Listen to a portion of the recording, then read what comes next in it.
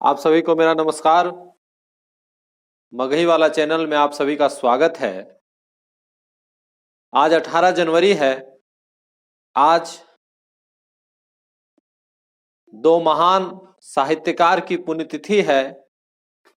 उनमें से एक हरिवंश नारायण बच्चन जी हैं, जो कि हिंदी के साहित्यकार हुए, तो दूसरा उर्दू के साहित्यकार शहादत हसन मंटो हैं, जिनका निधन आज ही के दिन 1955 ईस्वी में हुआ। शहादत हसन मंटो अपनी लेखनी से ना सिर्फ उर्दू साहित्य को संवारा, बल्कि उन्होंने हिंदी सहित लगभग सभी भाषाओं के पाठकों को एक नई दुनिया, एक अपरिचित दुनिया से परिचय करवाया, जो कि साहित्य में वंचित रहे थे। उनकी कहानी तोबा टेक सिंह किसने नहीं पढ़ी होगी। उनकी कहानी काली सलवार, ठंडा गोश्त, बू के लिए उन पर मुकदमे भी चलाए गए। उन पर आरोप लगाया गया कि वो साहित्य में गैर जिम्मेदाराना हैं और अश्लीलता की हद पार कर गए हैं, जिसके जवाब में उन्होंने अपनी बातें रखी और उन्होंने लिखा कि मैं क्यों लिखता हूं। तो आज मंटो साहब की पुण्यतिथि पर मैं उनका लेख मैं क्यों लिखता हूं आपके सामने प्रस्तुत करने जा रहा हूं। मैं क्यों लिखता हूं? मैं क्यों लिखता हूं, यह एक ऐसा सवाल है कि मैं क्यों खाता हूं, मैं क्यों पीता हूं, लेकिन इस दृष्टि से मुक्तलिक है।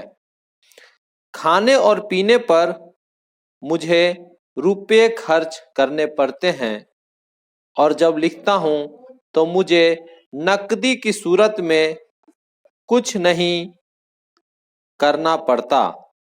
पर जब गहराई में जाता हूं तो पता चलता है कि यह बात गलत है, इसलिए कि मैं रुपये के बलबूते पर ही लिखता हूं। अगर मुझे खाना पीना ना मिले तो जाहिर है कि मेरे अंग इस हालत में नहीं होंगे कि मैं कलम हाथ में पकड़ सकूं। हो सकता है फाका कशी की हालत में दिमाग चलता रहे, मगर हाथ का चलना तो जरूरी है। हाथ ना चले तो जवान ही चलनी चाहिए। यह कितनी बड़ी ट्रेजेडी है कि इंसान खाए पिए बगैर कुछ भी नहीं कर सकता। लोग कला को इतना ऊंचा रुतबा देते हैं कि उसके झंडे को 7वें आसमान से मिला देते हैं, मगर क्या यह हकीकत नहीं कि हर श्रेष्ठ और महान चीज एक सूखी रोटी की मोहताज है। मैं लिखता हूं इसलिए कि मुझे कुछ कहना होता है। मैं लिखता हूं इसलिए कि मैं कुछ कमा सकूं, ताकि मैं कुछ करने के काबिल हो सकूं। रोटी और कला का संबंध प्रकट रूप से अजीब सा मालूम होता है, लेकिन क्या किया जाए कि खुदाबंद ताला को यही मंजूर है। वह खुद को हर चीज से निरपेक्ष कहता है, यह गलत है। वह निरपेक्ष हरगिज नहीं है। इसको इबादत चाहिए, और इबादत बड़ी बड़ी ही नर्म और नाजुक रोटी है, बल्कि यूं कहिए चुपड़ी हुई रोटी है, जिससे वह अपना पेट भरता है।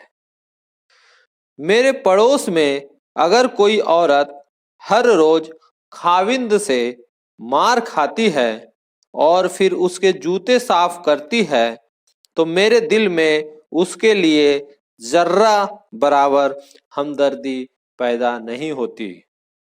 लेकिन जब मेरे पड़ोस में कोई औरत अपने खाविंद से लड़कर और खुदकुशी की धमकी देकर सिनेमा देखने चली जाती है और मैं खाविंद को 2 घंटे सख्त परेशानी की हालात में देखता हूँ, तो मुझे दोनों से एक अजीब व गरीब किस्म की हमदर्दी पैदा हो जाती है।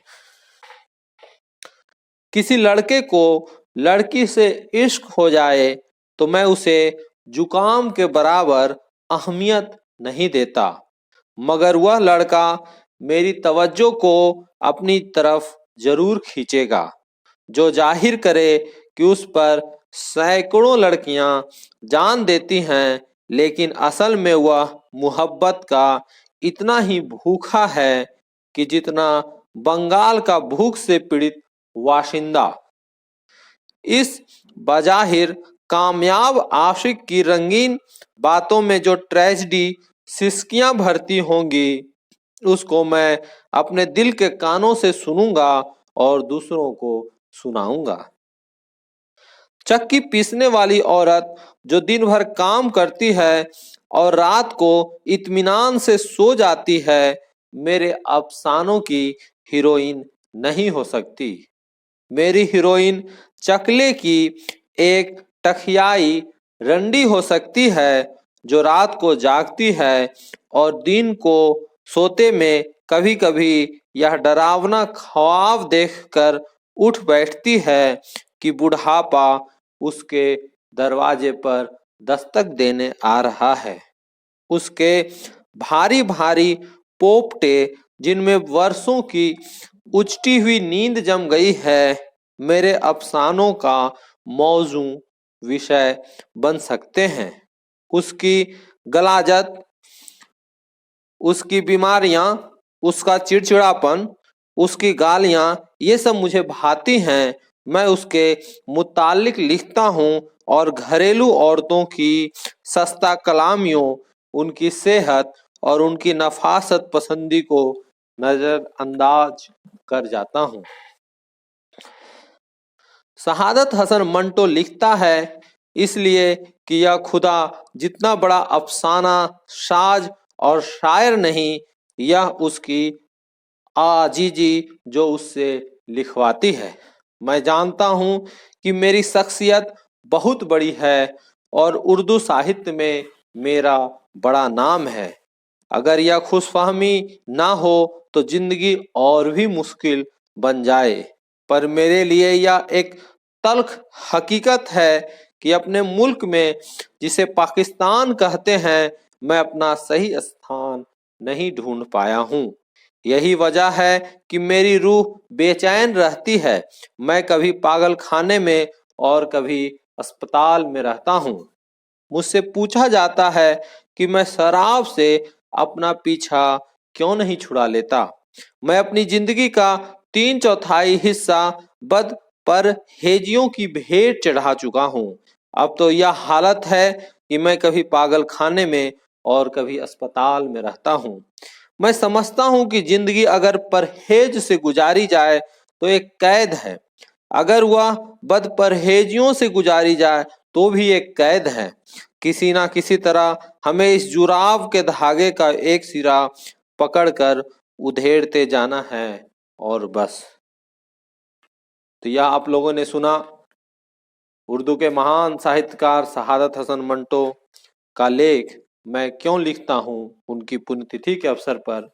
अगर उनका यह लेख या स्वीकारनामा आप लोगों को पसंद आया हो तो आप इसे लाइक कीजिए और अपने दोस्तों रिश्तेदारों में भी इसे साझा कीजिए और हमारा जो यह मगही वाला चैनल है इसे सब्सक्राइब कीजिए, ताकि अगले आने वाले एपिसोड वीडियो कार्यक्रम से आप वंचित ना रह जाएं, आपको मिलता रहे।